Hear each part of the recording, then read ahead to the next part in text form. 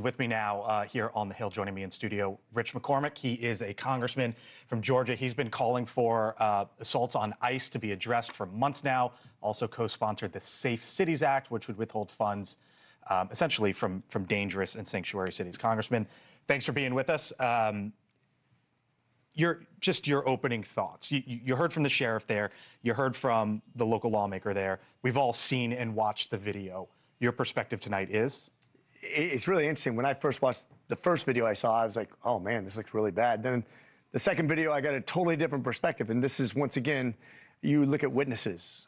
It doesn't matter if it's a murder or any kind of crime. Everybody has a different perspective on this. Now, people were galvanized to begin this with. I mean, there are some people, they didn't want ICE there to begin with.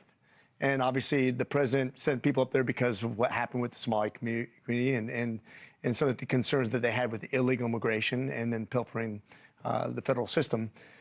People want to fight back, and that's fine. But when you have a clash between people who've been violent traditionally, and I was down in the Dallas ICE facility that had been shot up not that long ago, where two people inside the ICE facility were killed that happened to be immigrants. Violence begets violence. When police officers are scared for their lives, sometimes they make very sudden decisions. They're not always right. And I'm not saying he was right or wrong. I'm looking forward to seeing the investigation, and hopefully justice will be done. But it's a tough job. Anybody who ever had to do a job like this, anybody who's ever been in law enforcement, my dad was a deputy sheriff in Vegas when I was born. What a crazy job that is. When you walk up to a car, you don't know if you're gonna have a gun pulled on you.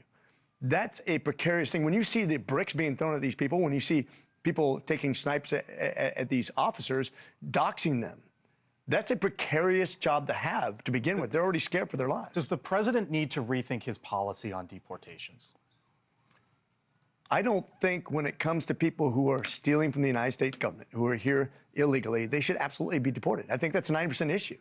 Americans don't. The polling shows it at around like 60%. Oh, what I'm talking about, no, you're maybe talking for all illegal immigrants. I'm talking about like people who are stealing from the government. Go ahead and do that one. I guarantee you, if you came here illegally and you're stealing from the government, that's a 90% plus. Deport them, You're talking about Somali. Gotcha. Here was the governor, Tim Walz, just a little while ago, and then I want to get your response to him. They want a show. We can't give it to them. We cannot. If you protest and express your First Amendment rights, please do so peacefully, as you always do. We can't give them what they want. The hearts and minds of the people in this state are on our side. To Americans, I ask you this, please stand with Minneapolis. What would you say to him? If you're following the law, there's no problem. But if you're obstructing law enforcement officers, that escalates really quickly sometimes. You saw it with this. Once again, it's going to be fully investigated. I'm sure there's tons of video we haven't seen. I'm sure they have video cameras on their bodies. So you'll be able to see exactly what the officer saw. And once again, making split decisions. I mean, we've seen it in the military. When you're overseas and you're in Afghanistan, somebody's approaching rapidly. What are you going to do? There's huge decisions to make. That's why you don't put yourself in those situations. These people are armed. They're scared. They've had violence protracted and encouraged against them. There's very harsh rhetoric out there, and I think we do need to tone it down. I like the idea that we do need to have a conversation about this and let the people do their job. If they make a mistake, let's not make it a violent mistake. Here, when you talk about the rhetoric, here is President Trump, and I should remind our audience, if you're just joining us, the DHS Secretary Kristi Noem speaking any moment now. But the president said in his post, he said, the reason these incidents are happening is because the radical left is threatening, assaulting, and targeting our law enforcement officers and ICE on a daily basis. He goes on to say we need to stand by and protect our law enforcement officers and this radical left movement of violence and hate. Do you think that that's the right tone from the president right now?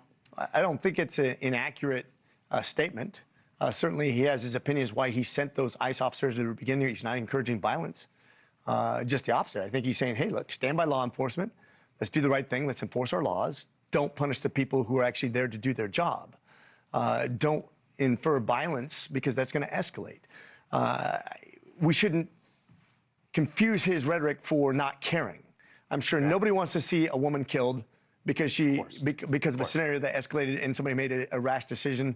And even if it's a rash, that doesn't mean it's a wrong decision, but it's a rash decision, and it's a no-win situation, right? What if a woman served towards him and ran him over? Maybe he was dead, and we'd be talking a different kind of tragedy. We don't know how these things are going to end up, and that's what we don't know. That's why you have an investigation. That's why you learn, you train for these sort of scenarios. I know tons of police officers in my district who regularly go through things so they don't have people shot for the wrong reasons, and they train almost daily on this stuff to make sure that it doesn't escalate when they don't have to. I got to leave it there as we're once again awaiting Kristi Noem. Rich McCormick as a Republican from Georgia. Nice to see you, sir.